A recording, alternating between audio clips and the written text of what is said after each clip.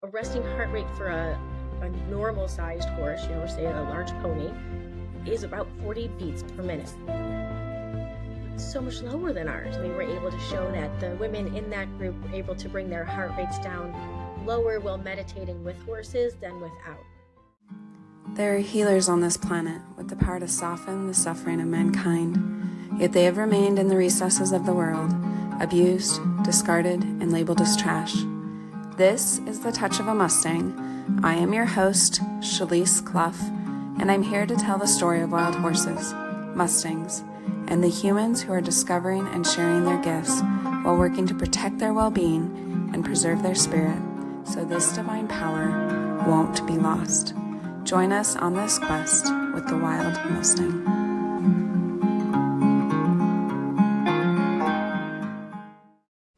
Melissa Jarzynski has been partnering with horses in physical therapy sessions since 2005. She started seeing common patterns of calm with both her clients and the accompanying caregivers. From this observation, Melissa began to study cardiac coherence and brainwave synchronicity. Using this knowledge and building on her experience, she developed a program to help individuals impacted by trauma and chronic stress. Hi, Melissa. It is so great to have you here today. You talk a lot in your work about how animals can heal us. And that's a big thing that I've noticed with my horses. So I can't wait to see what conversation we have. Well, I can't wait to hear about the work you're doing with Mustangs, because that is one of the breeds that I truly feel has a special, unique ability to touch people in ways that other more domesticated horses can't. There's something about them that is really amazing. And it's interesting trying to figure it out because I don't have domestic horses anymore. Well, I do have a little miniature, but he's a whole nother story. So it's interesting talking to people and kind of seeing how that all plays out and what they learn from them. But I love that you have a huge focus on horses and how they help us heal, because it's something I haven't explored in depth, but definitely something I've felt in my life.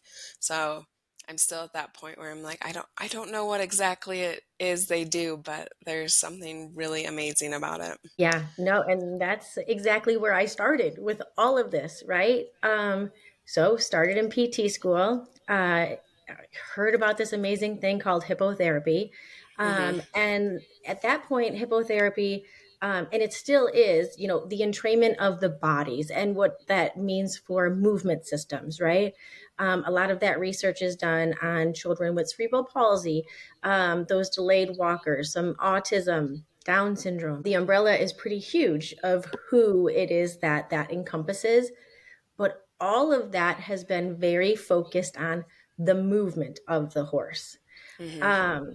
And, so I started in 2005 and I was very focused on the movement. I was like, okay, movement, it's all about movement. And so really a focus on physical well-being was Yes. the primary focus? Yes. But then over time, I slowly started seeing like these patterns, right? So as a physical therapist, I see patterns everywhere. People walk, the way they move, the way a horse moves, where it's coming from, what's the basis of that movement. So it's all about patterns. And I just started seeing patterns in not only the children that I was treating, but in their family members and caregivers that were coming to the farm that were not mounted at all. And a similar pattern was happening where people, they would come very frazzled, running late. We're all like those working moms running everywhere. Trying to keep up with life. Yes. And they would come and hand me their child frazzled out of their minds. I would go do my sessions. Well, the families are just kind of walking around the farm, maybe sitting outside the horse paddocks. 45 minutes later, I would come back with a child to a completely different parent or caregiver. And I'm like, wait a minute, like this doesn't, what's happening, right? It's not like we're, giving them Xanax every time, like what's creating this calm? And I also noticed it in the children themselves. But again, I was kind of chalking that up to the movement. But then I started also noticing it in myself, Mm, and what was happening to my body when I was with the horses, and what was kind of happening to my stress levels as I was with them, and how that changed over time, right? Like my baseline, I grew up in a family with an alcoholic father. There was a mm, lot of issues growing out. And so I'm a trauma survivor. mm-hmm, Trauma survivors are very sensitive people by characteristically, but my nervous system was running high all the time. The only way I was modulating that was by running marathons. And I just ran marathon after marathon after marathon, trying to mm, regulate my system that was revving up. mm-hmm. Except when I was with the horses, I could calm. And I was like, oh, this is totally different. So I started looking into the research, and sure enough, the research shows like when we partner with horses, our heart rates can sync with theirs, just as it can with another human being. They talk about this a lot with moms right now and the co regulation between them and newborns. We're actually co regulating with everyone in our environment all the time. The great thing about horses is their heart rate, a resting heart rate for a normal sized horse, say a large pony, Mm-hmm. is about 40 beats per minute. It's so much lower than ours. Yeah. So if in their presence we can surrender, and what does that mean? It means something for it's different for everyone. But it's just kind of like taking off those layers of the mask that we all wear, Yeah. and letting that horse see you. And whatever version it is that day is perfect. It's going to change. You're not always going to be able to truly show up in your full authentic self. I mean, that's really hard. Um, but it doesn't matter with the horses because they accept you as you are. So, but one of the cool things that's now like changed with the research in the beginning, the research was shown very much to be anything partnering with horses, but that partnering with horses was more the human taking a horse, putting it on cross ties, and spending time with the horse. Mm-hmm. Now the research is showing that it's more about the horse, or it's a stronger connection when the horse has a choice, Mm. um, which is so powerful, right? And it seems like that would, kind of have a back and forth effect when that horse has a choice. Changes the way the horse feels. It also changes the way we're approaching the situation where we're no longer in control because it's held there. Yes. Yes, exactly. And what that brings up for people when a horse walks away, right? Let's say you're walking into a paddock, you see this beautiful horse, your dream horse, right? Mm-hmm. And all you want to do is touch it because that's what we do. That's what we want. We want Yeah. to touch, right? Mm-hmm. Um, and if that horse says, "Oh, you know what? No, thank you," what does that bring up for you? And I run this group called Finding Peace in the Paddock, which I started when I found all of this research. Um, and most people say the horse doesn't like me.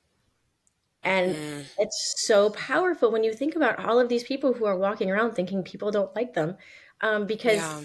simply the horse walked away. It could be the horse saw grass. It could be the horse, just wanted more personal space. And so it's just a fascinating cycle of what it brings up for the people, right? Yeah. And we see that in horsemanship because to some people, the horse walking away, well, that's disrespectful and it can never happen. And I'm going to get that horse and they're going to learn a lesson. Okay, so Yeah. obviously that touched something for that person. That horse did nothing that was unsafe, right? The horse walked Mm-hmm. away. Your interpretation of the horse walking Right. away is what's causing that reaction. Yeah, that It's what's reaction really fascinating. seems to say so much about what we have been taught. A lot of those phrases, the horse is disrespectful, is something taught in horsemanship. And Yes. also how those teachings have come back and reflected in how we think about ourselves. Like you said, when the Yes. horse says, or when the person says the horse doesn't like me, that's the first assumption that we make. Yeah.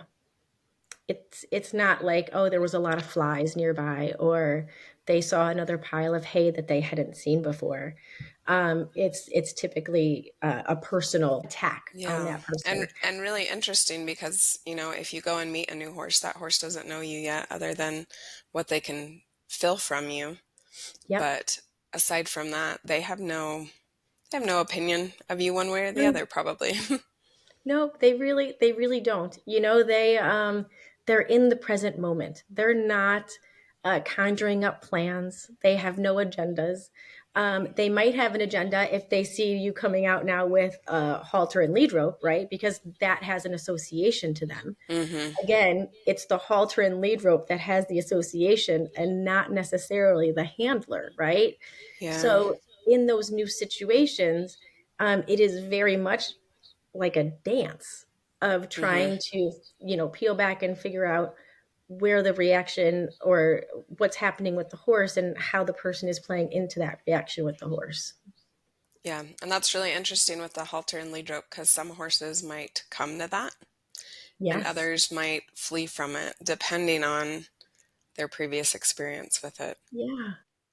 But yeah, with my first Mustang, I was really wanting to get her trained and feeling insufficient. And I went to visit a trainer and she showed me the horse she was working with. And that horse was as far away as possible from her, did not want to come anywhere near her.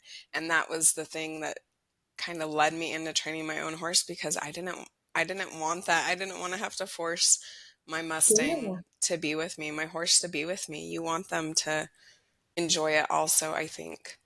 But at Yes. the same time, that's not often the approach that we're taught a lot in horsemanship. It's not, and I have this dream of doing a research study on horsemanship. And I do have a student who's going to be helping me. And I think we are going to put it through the IRB to see if we can get this research done. Wow, Um, yeah. and I want to look at, my gut is telling me that those who are drawn to horses have some sort of traumatic past that has just caused a lot of shame and isolation. I think that there is something here that calls us to horses. And whether it is that cardiac coherence, whether it is that calm feeling that we finally get in their presence, whatever it is, but then because that diverges to two different mindsets. And typically, you're either going to come from the mindset of like, that horse is going to move his feet because I say he's going to move his feet when I want him to. There's no Hmm. purpose for it except for you to dominate the horse, right? And what is it that's burning in you that's making you feel like you need to dominate the horse in that moment? Yeah. And then there's the other pendulum swing where I'm not going to ask anything of my horse. I don't want anything of my horse, and you can go too far on both sides. Yeah. I don't think one is necessarily, as long as you're not causing physical harm to the horse, I don't see it either being horrible. But making a horse that can completely be wild and free, well, that's in this world, it's a horse that doesn't have a home, because if they can't have the vet or the farrier or they can't have all of those things that they need, that's a horse that won't have a home, and that's what we want to avoid, right? So Yeah. my boy in the backyard, who everyone thought was a Mustang, but he's a registered quarter horse, Oh. um, when he retired from working with me professionally, uh, he and I just, he always wanted to be a free horse. He doesn't like to be touched. He did his job extremely well. And so he's out in my backyard. He knows the rules, and it's very definite. He can be free. I don't have to brush him. I don't have to be all over him. We can spend time together without me touching him. But when that vet and farrier or dentist come, he needs to be a polite gentleman. Um, and he is like this isn't something that I have to continually work on with him. This is, he gets it. He knows this is what I have to do, and the rest of the time he can do whatever he wants.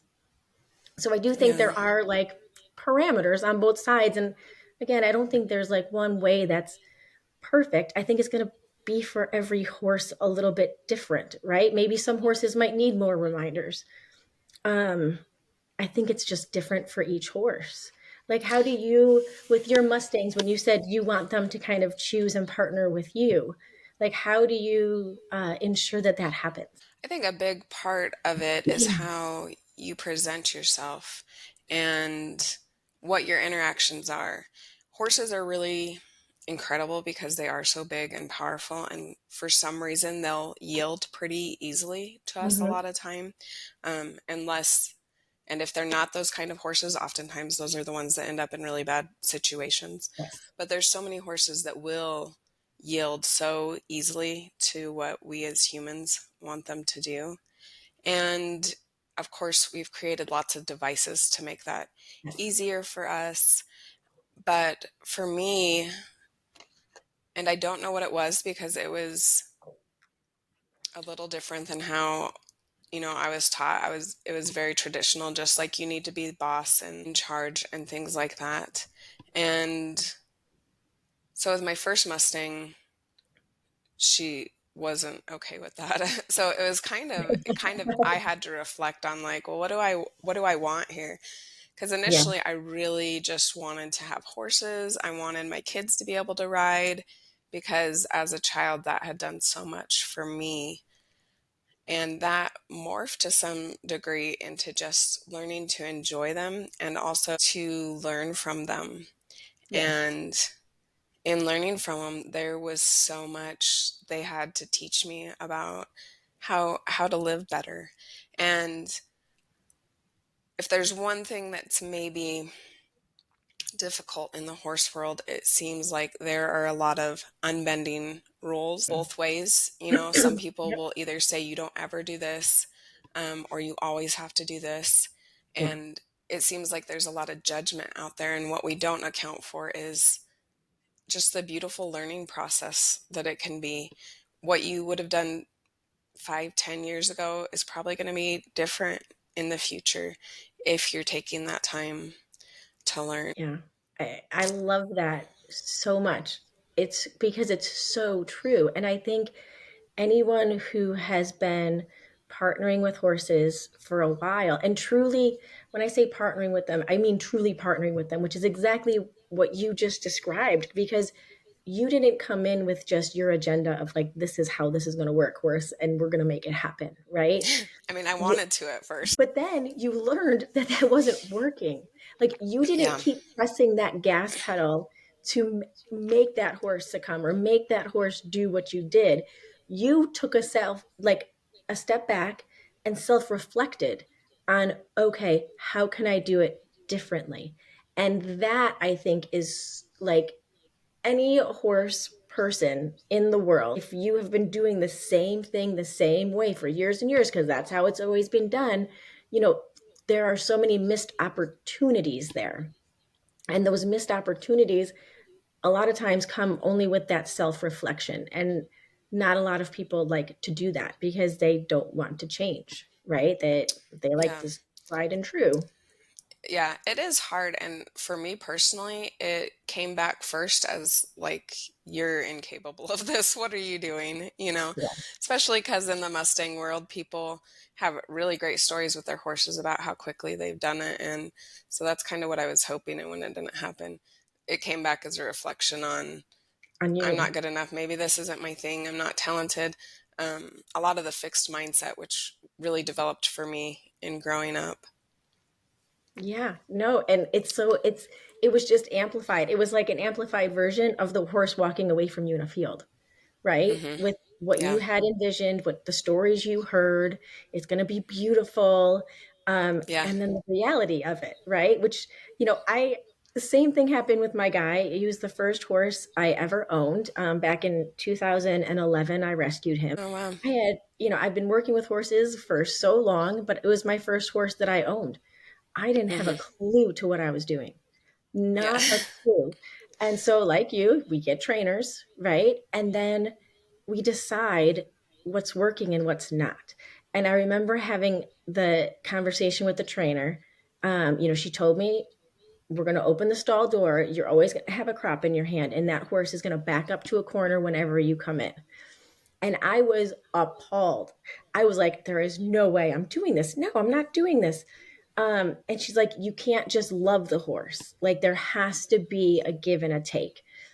And at that point, I was like, okay, you know what? I just rescued this horse. My husband had like, he didn't even know the horse was coming. And I'm like, surprise, we just rescued a horse. Um, and he's like, what's plan B? I was like, there is no plan B. Like, this is plan A and it has to work. So my poor husband. But That's so in awesome. my head, I was like, okay, Melissa, we got to keep an open mindset. I'm going to try her way Hmm. and see if we're getting the results that I want. Now, did we get the results that we wanted? Yes. Did I make my horse very unhappy? Yes. So what I did is I swung that pendulum way too far. Hmm. I was not listening to him. I was telling him what I wanted without listening to him.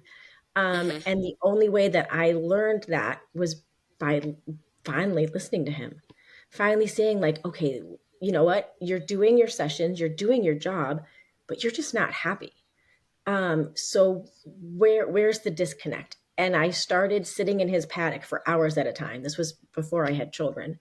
Um, and that one change of me coming without expectation to him and just being there made a huge difference. But it also shifted me. I stopped asking for useless things. I stopped Yeah. asking for the feet to move for no reason because I was like, well, that just seems stupid for me to move his feet just because I can. Um, and it changed the entire dynamic between the two of us. Um, and that only happens when you listen. But again, the same thing. I was like, all right, you know what? Everyone was right. This was a really bad idea. I should not have gotten this horse, right? Like, what was I doing? Who did I think I was that could do Yeah. this? And then you have the barn world, like you said, is very judgmental. These people were like, why isn't she riding more? Blah, blah, blah. You know, again, I'm a physical therapist. I'm not coming to the barn necessarily in all the really nice riding gear, right? I'm sitting in a paddock in my shorts reading a book while Yeah. everyone else is, you know, getting ready for their shows and whatnot. So were there weird comments? 100%. But at the end of the day, I think, actually, I know people saw the change between Smokey and I. And some of those first friends that I had in the horse world are still some of my closest friends now. And they still will talk about it. So I know some people did notice in a good way.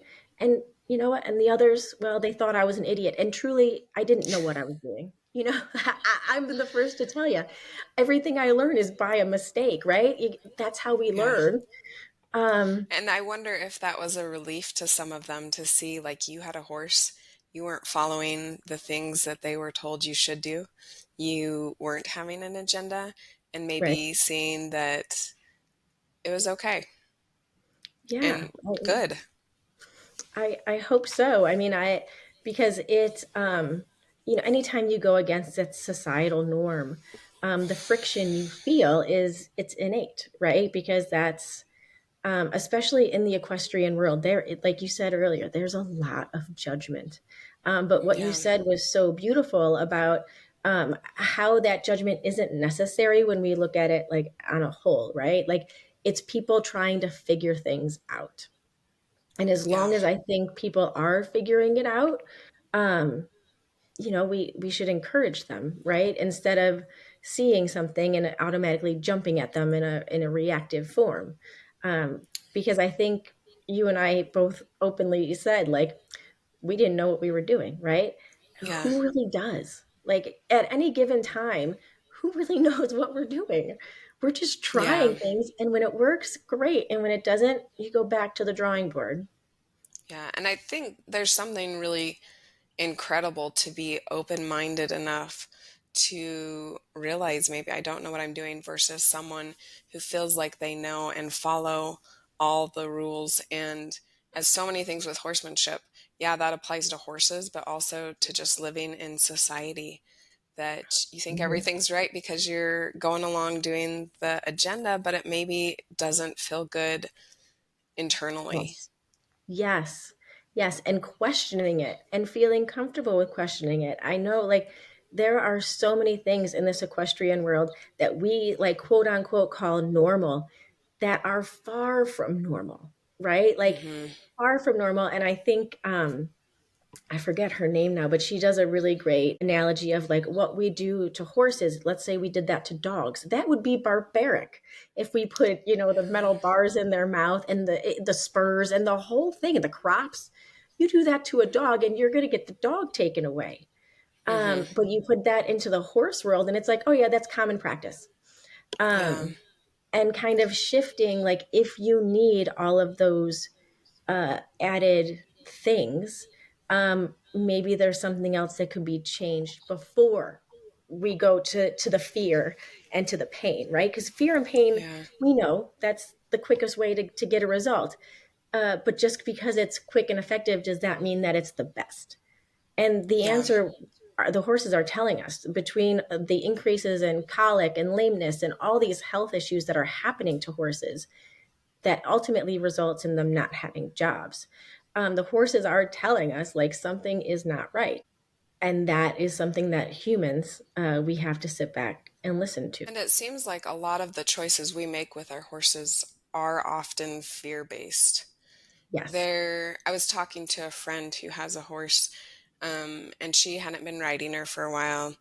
And so we were just talking about strategies we used. And I told her, if my horses, if I can tell they're starting to get anxious, I just get off and walk them. And she Yeah. was blown away because there's a rule in the horse world: you don't get off your horse, especially if they're being quote unquote naughty. Um, and she just was shocked. I was like, yeah, I just get off.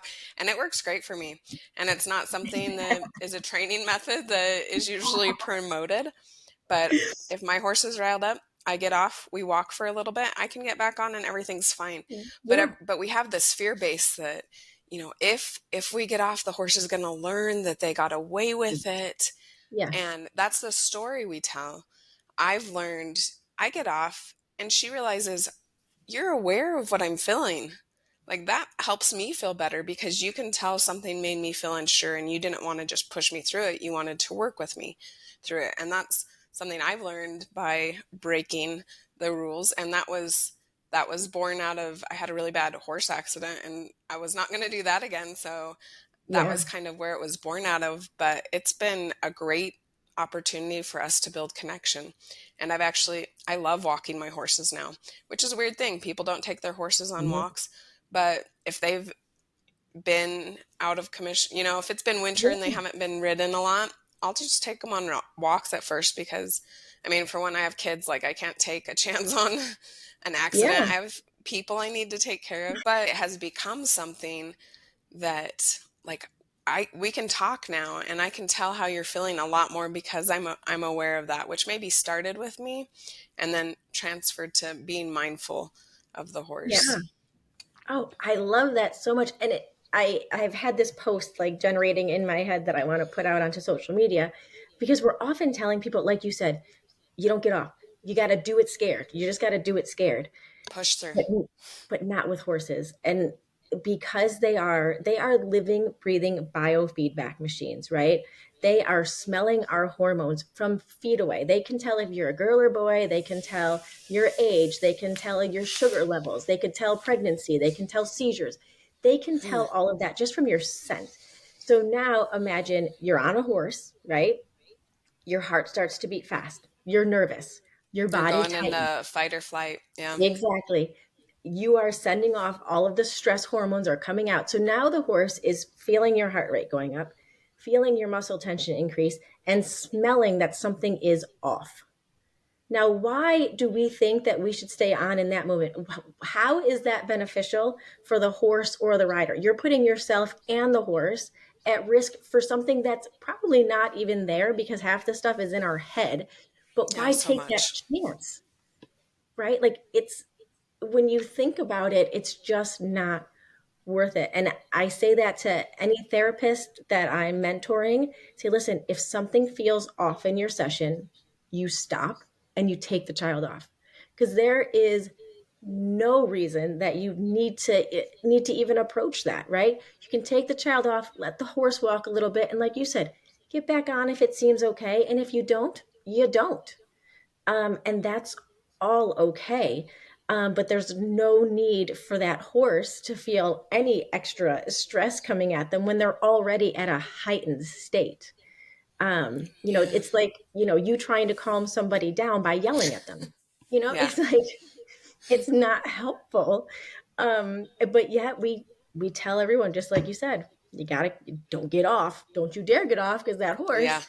Um, and you know what? Maybe for some horses, that's true. But I would like to challenge some people to say, well, try it the other way, just like I did.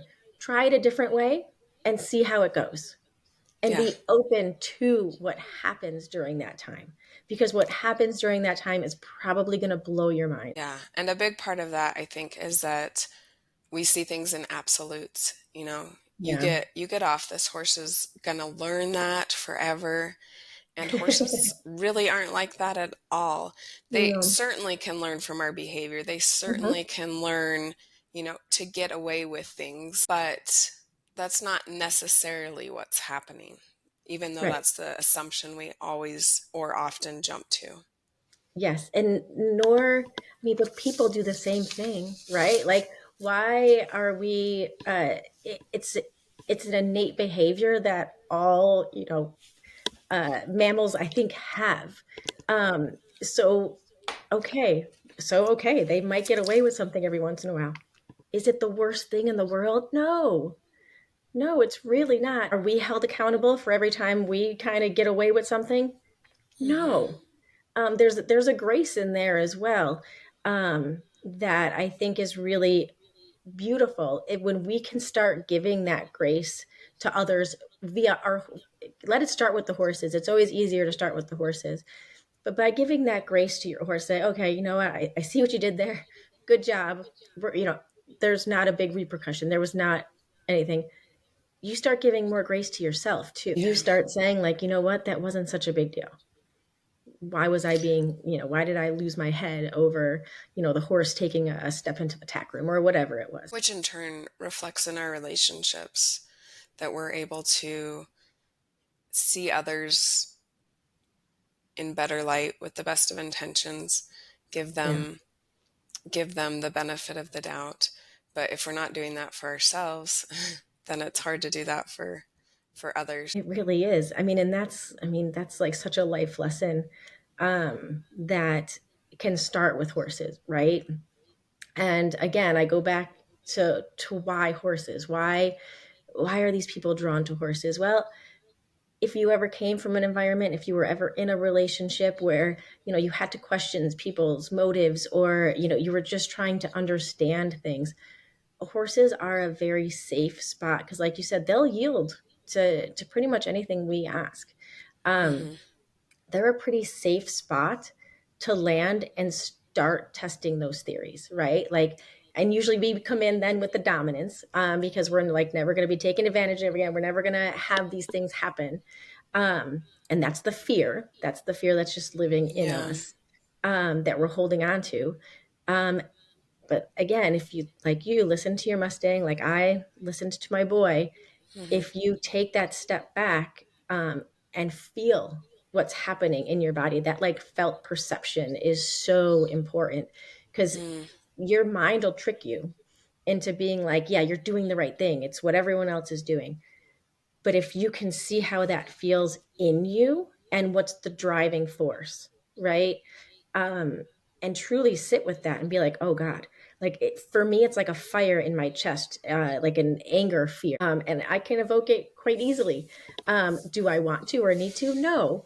Um, when you have to, you have to, but that's not what I want to go in with, right?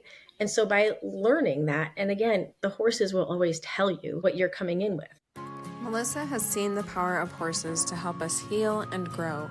As a result, she, as a physical therapist, has partnered with a speech and occupational therapist to provide equine facilitated services to 8 children with developmental challenges in a setting which will help them build independence, confidence, resilience, and friendship. Check them out at Stable Friendships Foundation on Instagram or at stablefriendshipsfoundation.org. And one thing that I found, which came from me personally and kind of reflected back in in my personal life is there is a very careful balance. It can go the other way. You can have a horse that you're too soft on and begins taking advantage of you. Hmm. And it's interesting to me because it seems like that most likely is also something that's happening in personal life where we are maybe not recognizing the places we need to set up boundaries for ourselves. Not that other people are doing stuff, but where we're allowing things to happen that Yep. then put us in an unhealthy place or an explosive place or a place where we feel used.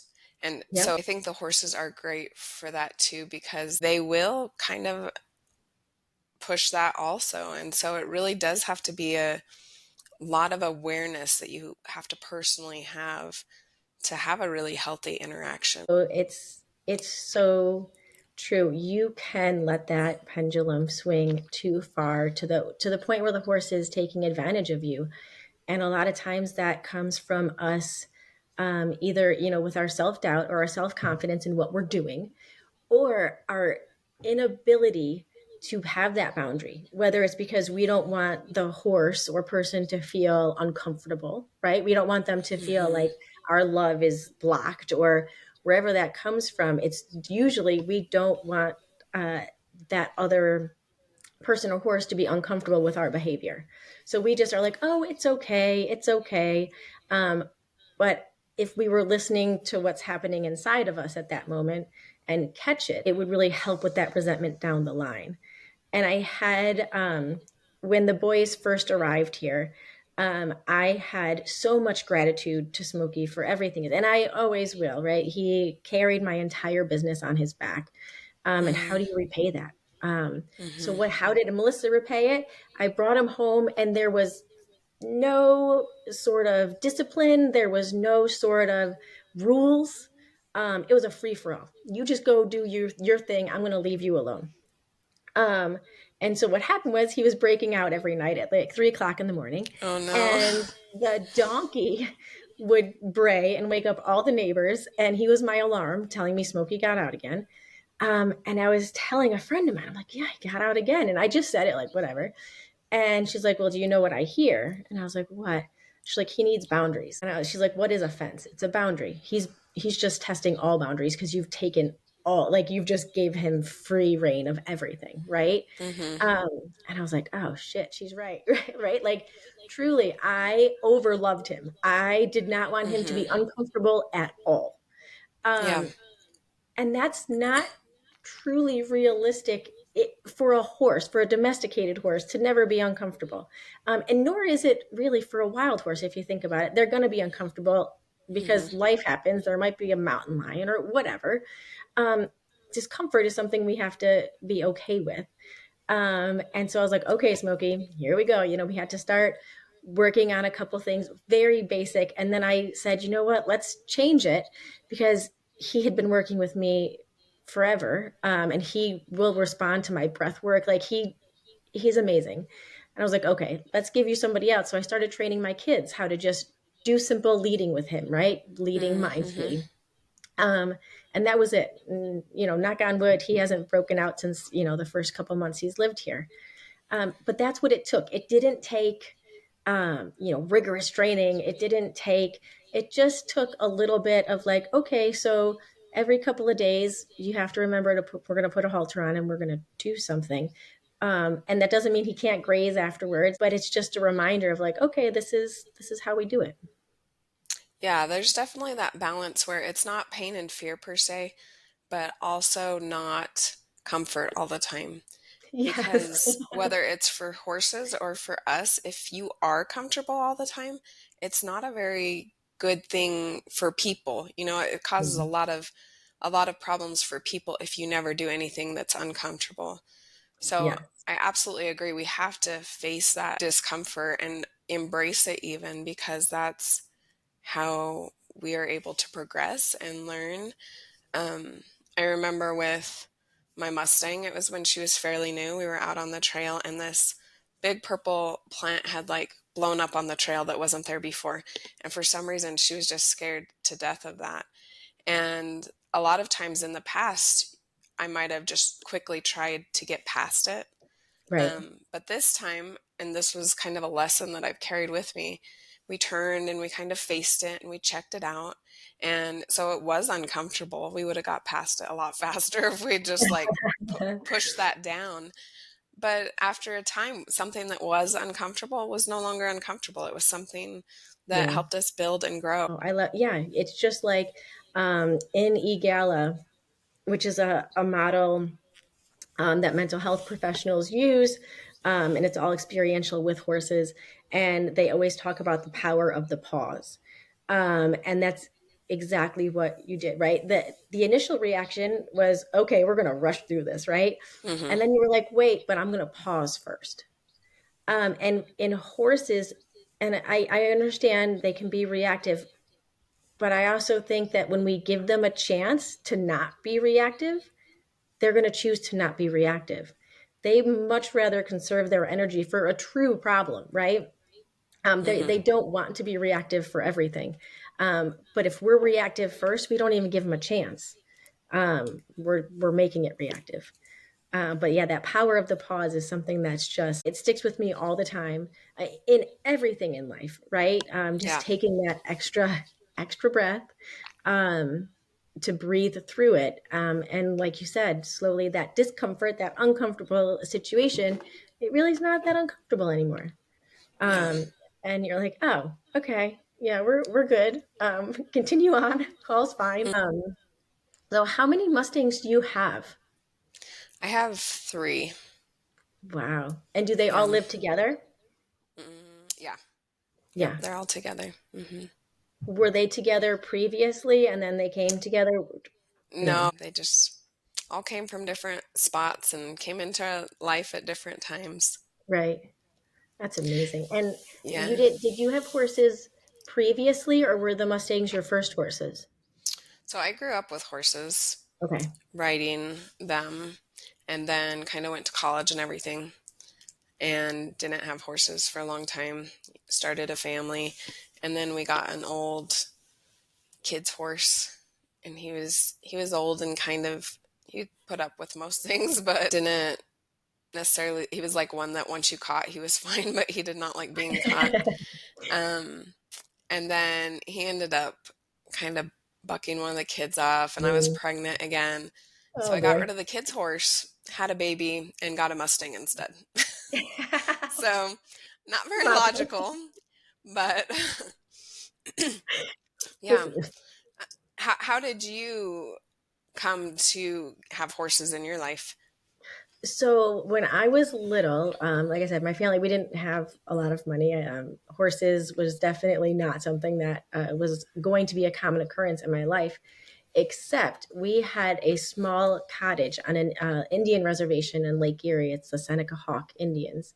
Mm, And there was horseback riding and horses. And so I would just beg my parents to take me as much as I could to go and see the horses and spend time with the horses. Everyone there was so kind. It was a very different way of horsemanship at that barn. And that was how it was very peaceful, very quiet, very, mm, the vibe was just like you just wanted to be there all the time. And I mm-hmm. did. I couldn't get enough of it. But that was only during the summers. And then during the school year, I was back at school. And then slowly, as I got older, they didn't have the horses on the property anymore, and things kind of changed. Um, and I just kind of, it was just another life phase. I just thought it phased out until PT school when I heard about hippotherapy. I was like, oh, that seems remarkable. And it just kind of clicked, right?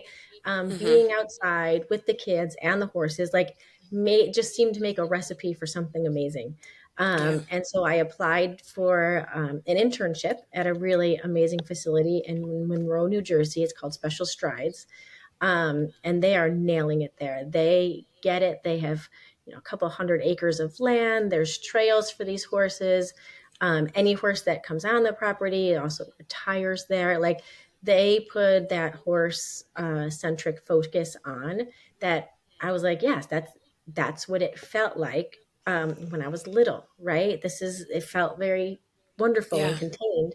Um, it wasn't until I got married and moved that I even knew there was another side of the horse world, that I even Mm, realized this um, domination and this fear-based training and these pieces of equipment and the show world. I knew the show world existed, but I didn't really know it existed. Do you know what I mean? Like I knew it was out mm-hmm. there, but I didn't understand what was really transpiring at these events. Um, and so when I got Smokey, so I could continue my practice, and I boarded him at a barn, it was fascinating, completely fascinating. They were calling the crops weapons, and I'm like, what is happening? Like, it was such a stark contrast to Yeah. everything I had in my life up until that point. And that's when, thank goodness I had some very kind people who kind of took me under their wing and was like, okay, so this is what this means. This is how this goes. Mm-hmm. Um, but because I have this foundational feeling of the horsemanship that I experienced, and because it is such a stark contrast to what you feel at a lot of other places, that's what really was the catalyst for like, what is this like dichotomy between, these very peaceful, like very happy horses that are happy to work, that don't need all of these equipments, right? When I was young, it was just, on the back of a horse with maybe a neck rope, right? Like it wasn't, and the horse was fine. Like Yeah. there was no Wow. helmets. I was a little kid.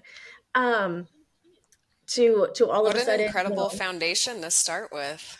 yeah, yeah, no, that's and so when I bought Smokey, of course, I didn't buy a saddle because I was like, well, I don't need a saddle. I bought a That's bareback awesome. pad because like that's what I needed for like hygienic purposes for the children that I treat. But who Mm-hmm. needs a saddle? So I'm off on the trails in a bareback pad. Everyone thought I had lost my mind. And they're like, that is the most unsafe thing I've ever seen. And I'm like, I don't agree with you. And I'll tell you why, because I feel everything this horse, like if there is a muscle twitch, I feel it. Mm-hmm. So I am going to react much quicker to him than anything else. And it's also giving Yeah. him a direct connection with me. Like it is a direct connection. So I I had no problems. The only time that I ever got thrown from my boy in the back was when I was pregnant. I didn't know I was pregnant yet. Oh wow. And Mm-hmm. it turns out he hated me when I was pregnant. He Oh. did not like something about the smell. It was the only time he ever ran away from me in a paddock. Hmm. Um, there was something about the pregnancy hormones that he did not like. And the poor guy, for almost an entire year, he was surrounded by pregnant people because I was pregnant. My sidewalker was pregnant. Like this poor horse was just like surrounded. Um, and he tolerated it. But yeah, the bear that I still don't like riding in a saddle. And I have thought about taking lessons, like to truly learn, all of the beautiful stuff. Um, but I just really kind of like my bareback pad and doing my own thing. So I haven't done that. That's funny. I'm the same. I always prefer bareback and that close connection. The saddle I do have is more English style and it's very Okay. soft. It's because I needed stirrups to be able to Yeah. get off and on is the only reason I got it. That's funny. That's so interesting. Yeah, but it's, in this world where I am, this is a very showy area, very English area. Mm, Um, uh, so yeah, they're like, what? hmm. Where I'm sure there's other parts of the world who would not look at it so differently. But yeah, it was really funny. Yeah. That's really neat that you were able to just experience all that as a kid. So you had that strong foundation there to already know that there was a way that you felt good about to do that. Yeah, no, I'm very grateful for that, and I'm so grateful my parents, took me as often as they could, right? Yeah. So that I was able uh, to have that foundational start, to have a perceptive that is just completely different. Now, when I'm at Barnes and I'm meeting people of similar age to me, and we ask about, well, how did you start? And they're like, oh, I was on, the A circuit, or I was, all this Mm, other stuff. And I'm like, wow, Mhm. that must have been, it's just such a stark contrast. Yeah. Um, than to what I know. And so then I went to a horse show to support a friend, and the one of the horses, the rider fell off, and the horse just took off and then jumped out of like the showing arena, Oh, and uh-huh. then just like took off like into like the vendors and everything. And I was like, oh my goodness, And she's like, yeah, that happens. And I was like, do you think the horse is happy that he's doing that? Like it was just mind blowing that this was thought of as like, oh yeah, it's a common occurrence. Yeah. That poor horse is scared to death right now. Running around could probably get hurt or hurt someone, but Mhm. nobody thought of that as like a red flag moment of like, you know what, let's Yeah. stop and think about what's happening, and let's think about what happened to that horse. Is this horse really appropriate for this? It was fascinating to me. Yeah. Nobody seemed to take that as a learning opportunity, which just kind of going back to the judgment, I think probably it fell down in judgment. But something I've learned is, yeah, when things don't go right, that's your chance to learn what's going on. So Yes, that's very yes. interesting. No one And likes so, to make a mistake, but we do. yeah, we do all make mistakes. People, Yeah. it's part of life, even though I think it's being talked about more that mistakes are okay. That's kind of how you learn. But I feel like growing up, mistakes were Mm, bad, yeah. not a learning opportunity. No, it was a reason to be like have the fear of God into you, right? Yeah. It was not like, oh, it's okay, you'll get it next time. It was like, hammered into you, that there will Yeah. never be a next time for you to make that same mistake, right? Yeah. You can kind of understand where our mentality with horses like is reflective Yeah. of that if we don't take that step back and think, okay, is there a better way? What am I actually feeling right now? Um, Yeah. is it needed? How can I change it? Yeah. Again, very fear-based, which once you can recognize that and start to work on that, and something horses can help us do if we let them, Yeah. becomes such an incredible dynamic to change in your life. And it can cross over, like you said, all relationships, right? I know for me, I found it easiest with horses. They're not intimidating, they don't lie, they're not judging me. They have the patience and forgiveness of like everyone. With that in mind, right, like it might give you the courage to try it with a safe person, right, to try some of that, knowing that feeling on the inside, um, and seeing how it goes, right? And sometimes it's going to go well with a person and sometimes it's not. Getting that confidence level up to try, is so hard with so many people because they just feel like and people have disappointed them and shut them down. And I totally get it. I think that's something we can all resonate with. Like whether you're a trauma survivor, whether you have, ADHD, or you have anxiety, you have depression, whatever it is, um, there is a combining factor of feeling not good enough, feeling that, inadequacies, quote unquote, right? And to be able to partner with an animal that's not judging you gives you such a safe space.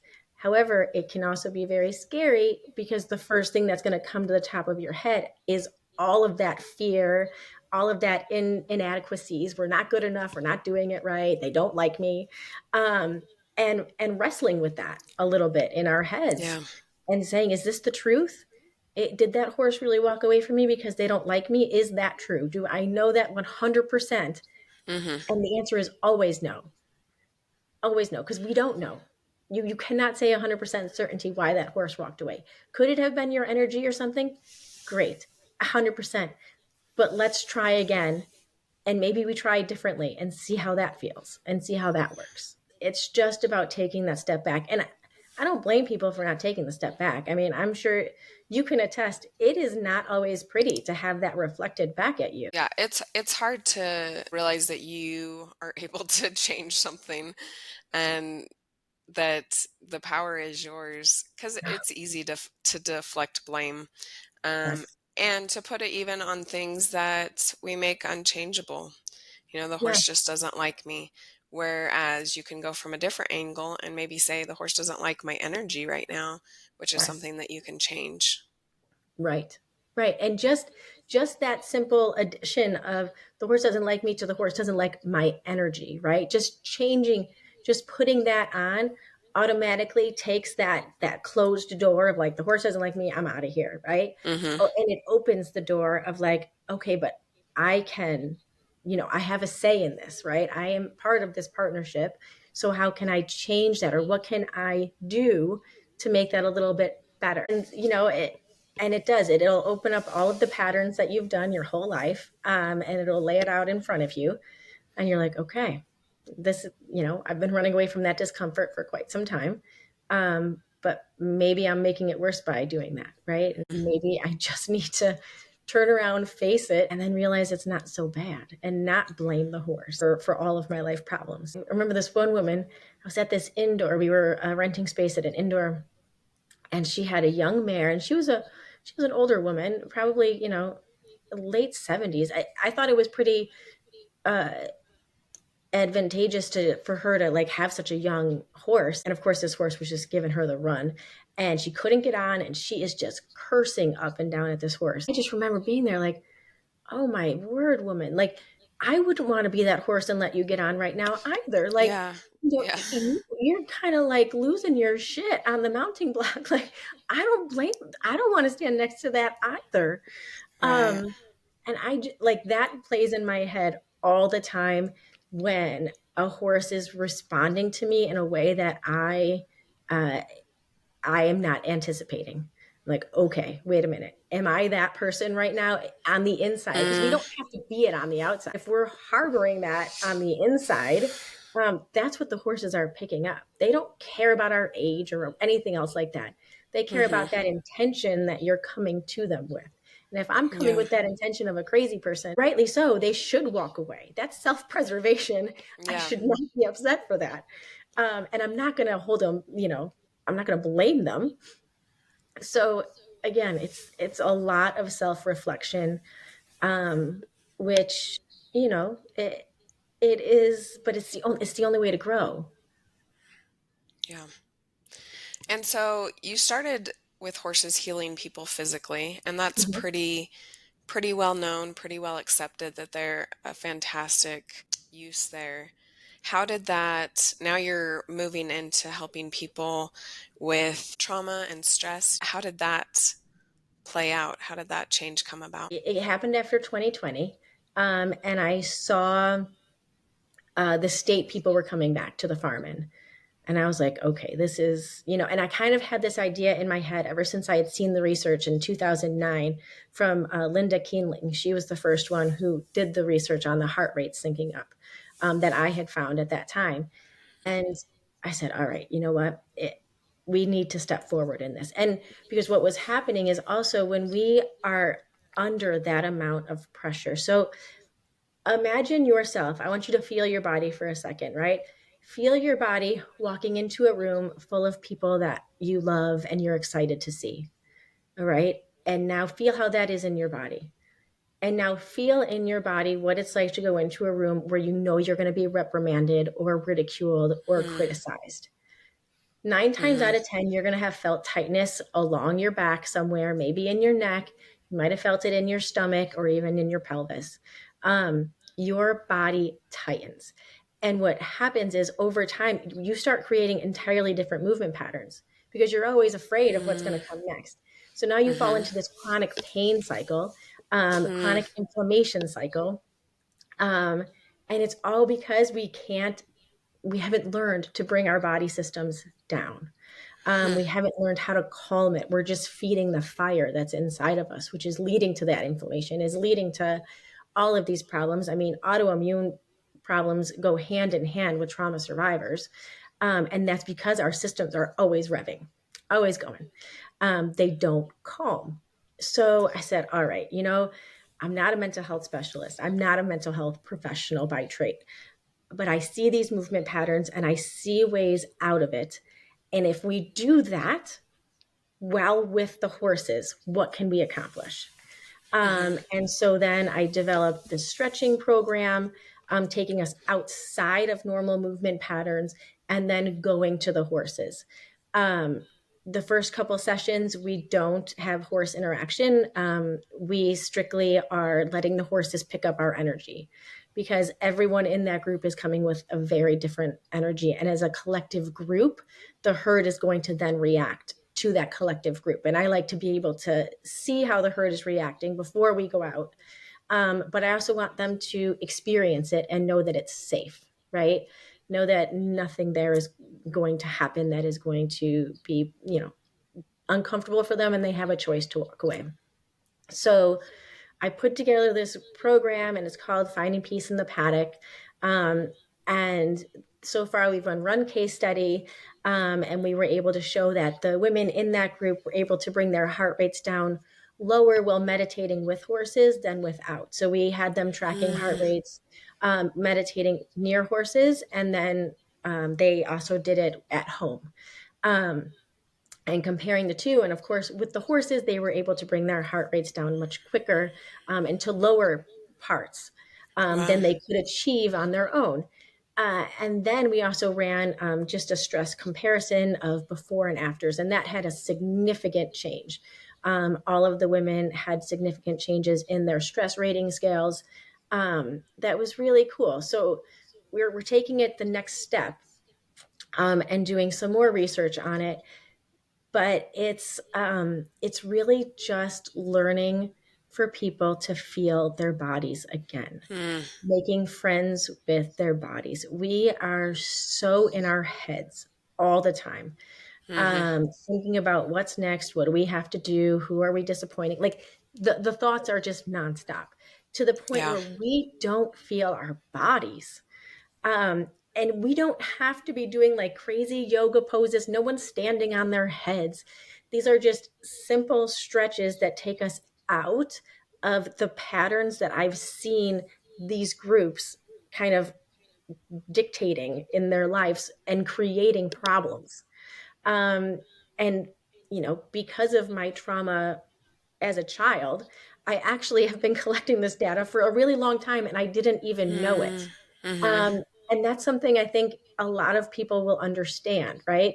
When you were used to walking on eggshells, yeah, if I saw someone's shoulders were raised, I knew what that meant and I knew how I needed to behave. Um, and I think a lot of us are picking up on those cues all the time subconsciously. Um, so by putting that into my forced awareness, I was like, okay, let me take back all the data that I really have. And from there, we developed this stretching program combined with the horses. And I do partner with mental health specialists, which I think whoever you are in the world as a healthcare provider or not, whenever you bring two professionals together for one person, you're going to get a better outcome. No Hmm. one, it can't happen in a vacuum, right?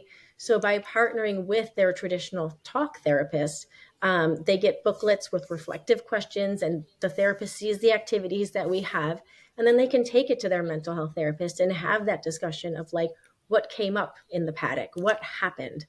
um, and the therapist that I have been partnering with the most, and I have seen some really great results doing that and kind of tag teaming this, um, and really making a difference on this chronic pain that drives a lot of addiction, unfortunately, and drives a lot of just behaviors that people don't want, and learning how to overcome that chronic pain in a safe environment and to sit with that pain sometimes, and truly get to the root of it. And that is something that I don't think our medical community is doing enough. We're just Hmm. prescribing pills. We're saying, oh, Hmm. that hurts. It must be something physical. But there Yeah. is a growing mound of evidence saying that, yeah, the physical stuff, it can be, started by an emotional or mental component.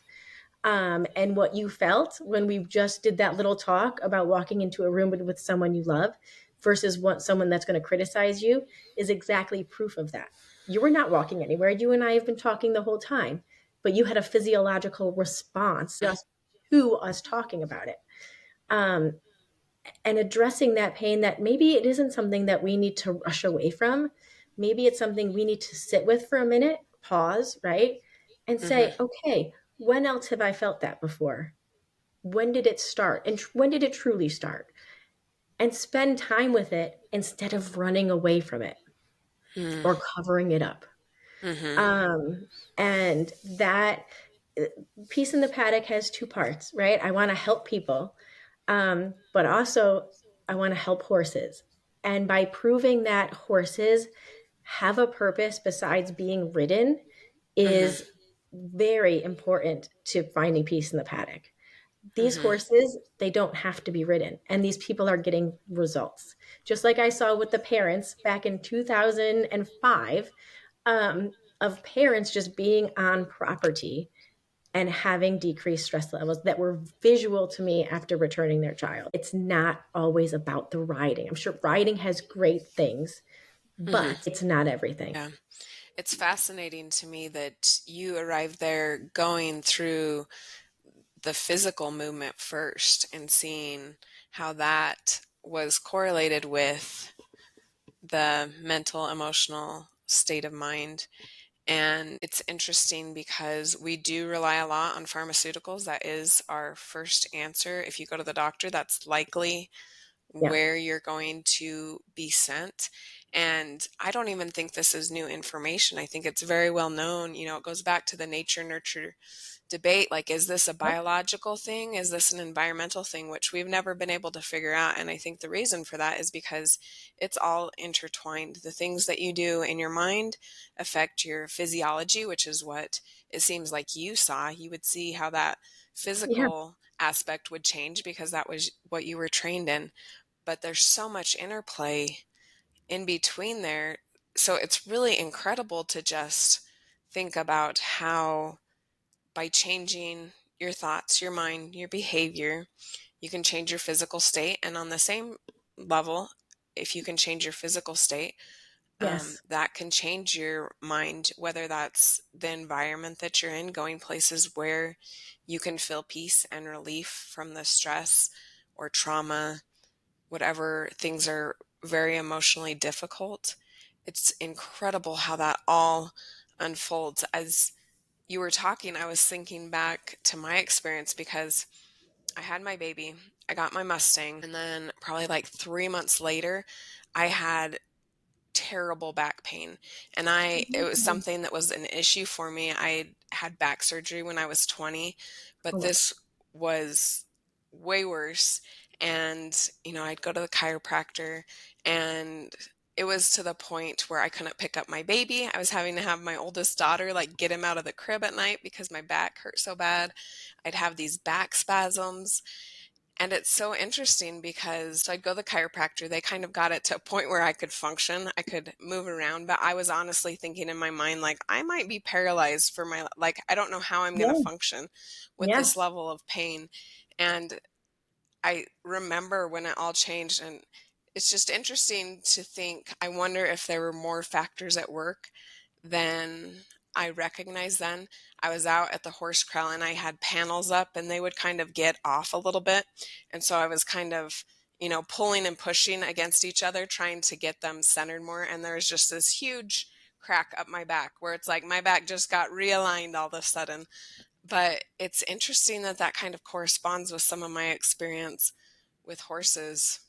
And yeah, just makes me wonder Yeah. how that I might would have factored into the healing process because it's so much like I haven't had issues with it since the horse trail fixed it. Yeah, there is low back pain is one of like the tall tale signs of where people hold that emotional pain and tension. Hmm. Dr. Sarno, who I believe he passed away, but he has an amazing book Hmm. specifically on low back pain because that is something that, as a physical therapist, we see all the time. People have low Yeah. back pain all the time, Hmm. and a high incidence of them do not improve with just exercise at all and Hmm. strengthening. Which, if it was Hmm. strictly a biomechanical issue, it would get better, but it doesn't, right? And then they have surgeries, and that doesn't work. And these are the people that I Hmm. see in the paddock then, who have just been like, I have tried everything, Yeah. nothing is working for this back pain. and I am doing nothing to their backs, and the back pain can get better. So Mm, that means the back pain wasn't that wasn't the root. The root was an yeah. emotional component that you were holding on to subconsciously. No Yeah. one wants to hold it. This is not baggage we're happy Yeah. about. And to the point too, I don't want to throw medical professionals under the bus either, in the sense that the pharmaceuticals are thrown at us. A lot of the population wants that. They want that quick Mm-hmm. fix, right? Mm-hmm. Yep. Um, so that is being fueled by people saying, "Oh, just give me a pill, do the surgery, get Mm-hmm. rid of the pain, Mm-hmm. so that I don't have to deal with it anymore." And 100% for some people that works, if it's truly a biomechanical problem, right? But what we've learned over time, and what Dr. Sarno has done extensive research on, is that, and with back pain especially, some people with bulging discs have zero pain. They have none. Mm-hmm. So Hmm. he did a whole study on people's backs, and the severity of the bulging disc, and the amount of pain. Some people with the very worst bulging disc had zero pain at all. They didn't even know it was there until they signed up for this study. Mm-hmm. And so Wow. he's like, it's not always strictly biomechanical, right? We can't always look at those x-rays or CAT scans or MRIs and expect them to tell us the entire story. Especially if you have someone that's gone through PT or chiropractic care, or massages or whatever it is, and they aren't getting better. There is something else at play there, that, unfortunately, if the pain continues, it cycles into the addiction, and it cycles into all these really bad Mm-hmm. patterns. And it's a quality of life issue for these people. It's not Mm-hmm. something that they want, right? It's Mm-mm. definitely not something I would blame them for. They're trying to deal with pain, and we've all dealt with pain. It's not fun. Um, but they also maybe aren't being given a chance to try other modalities, right? To try. And talk therapy is wonderful, but it's not for everyone either. And especially when you're dealing with a physical condition, you have to be able to decipher what's a normal pattern, what's not a normal pattern, what's coming into play. And so, yeah, it takes more than one head to kind of crack that nugget. Yeah.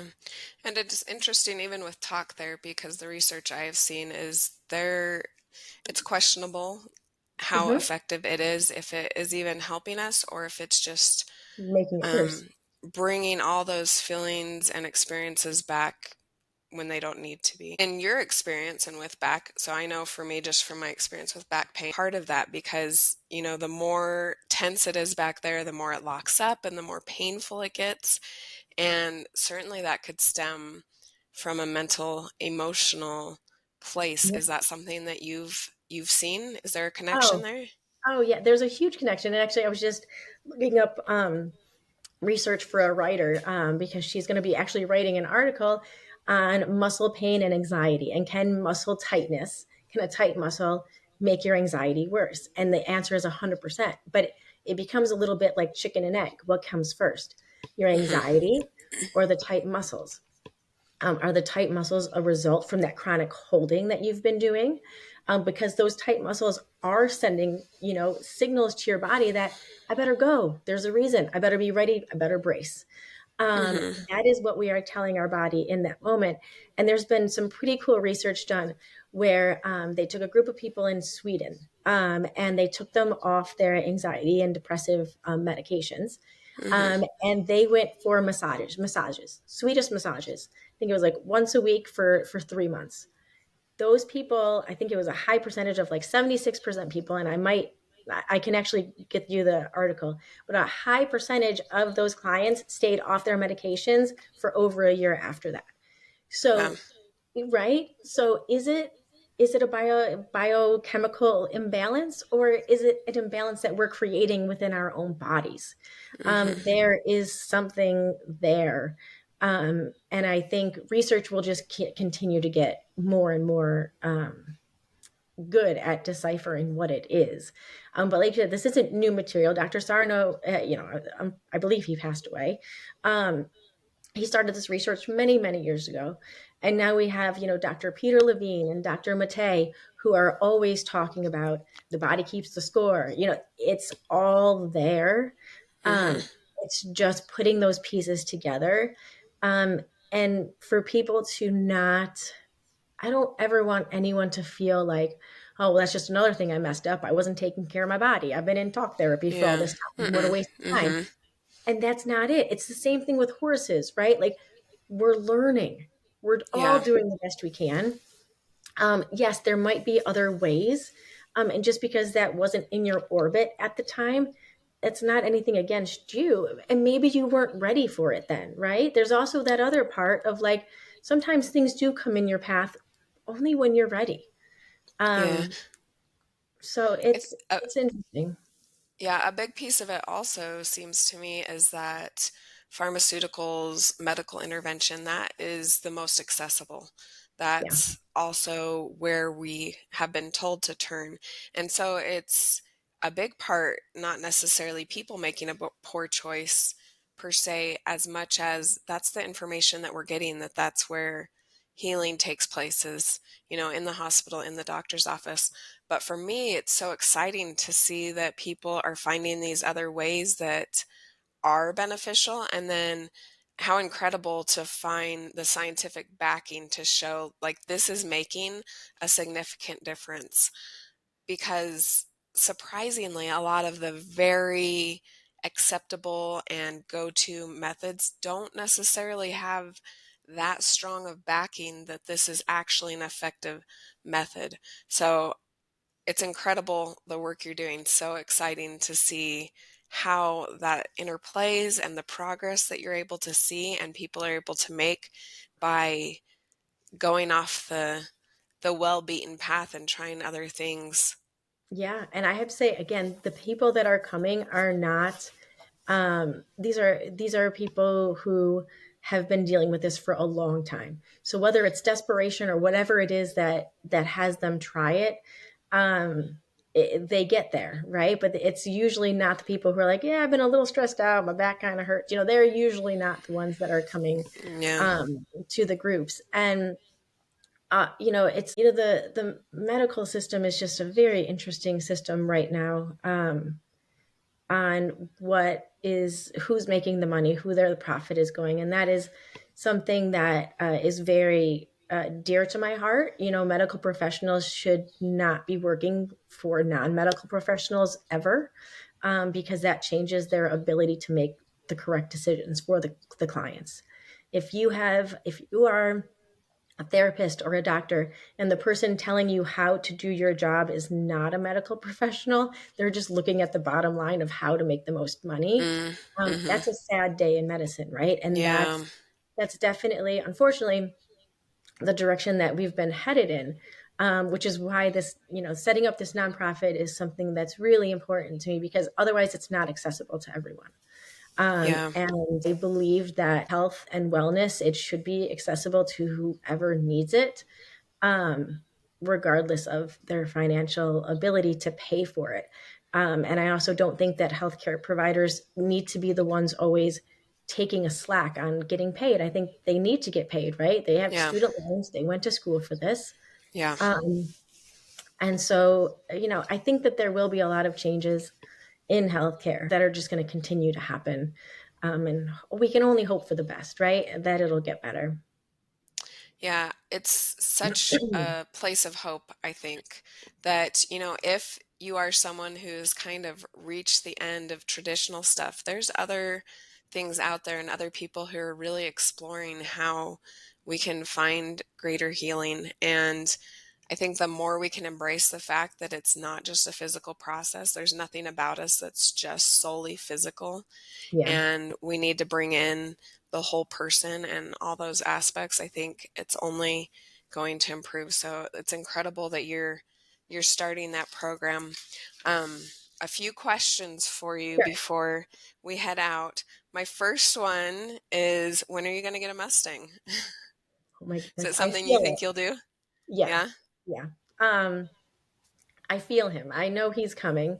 Um, when and how, I don't know. But I do know he is coming. So that'll be an interesting addition. And when he comes, I'll assume when he crosses my path, it's my sign that it's time. Mm-hmm. Um, and I'm very excited for that. I have a friend who's working with a Mustang right now, and I have another friend who rescued one a couple years ago. So I've gotten to Hmm. kind of see a little bit of that world, and I'm very excited. Yeah. And I know the right one will come when I'm ready. I don't think, obviously I'm not ready yet. So Yeah. Well, when I we're think ready. that's a good approach because when I got mine, as I told you, I had no clue, but there was something about her. Um, and then how can people find you, support your work, learn from you? What are the best ways to connect with you and support you? Melissa Jean PT is pretty much like my handle on everything, whether it's YouTube or Instagram or my website. And that'll be slowly evolving to include Stable Friendships Foundation, which is the name of the nonprofit that I'll be starting.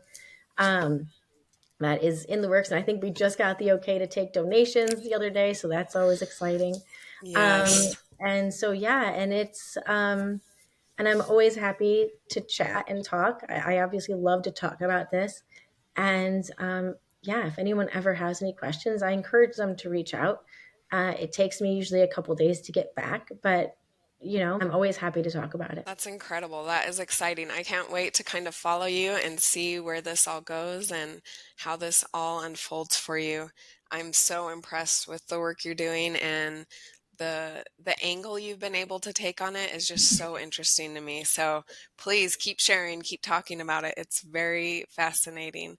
And thank you so much for taking the time to be here today and to talk about horses and how they help us heal. Perfect. Well, thank you for having me. It was so nice to meet you. Thank you for joining us and learning about horses that heal and the humans who help them. We hope you'll continue with us on this journey. We'd love for you to subscribe on your favorite platform and follow The Touch of a Mustang on any of the major social media outlets. Please share with your friends, anyone who loves horses, or anyone who might be struggling and could benefit from this message. If you have felt the healing power of horses or help them in their divinely appointed mission, please reach out. We want to hear your story. As we say goodbye, always remember that the horse is always there to help you heal.